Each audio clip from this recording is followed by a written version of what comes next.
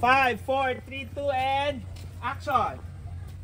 Pinamutang nila Gloria yung lupa. Pagkatapos natupok na ako yung mga bahay natin.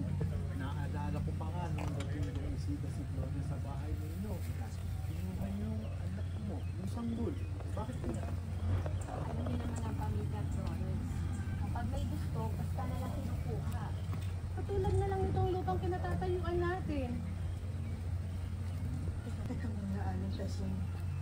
Nung bago ba masunog yung lugar natin, meron ba kayo napansin na lumulutang sa ito? Ako, mabuti na sabi mo.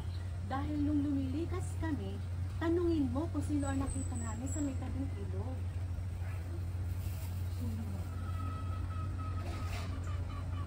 Si Gloria Flores. At hulaan mo kung ano yung karga-karga niya.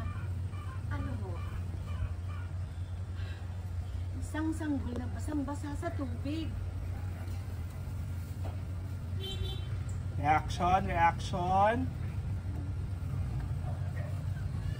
Standby po, Miss Pai. Second action. Akit lang po, nagmamadali. Sunod ka, Ate Ann. Action!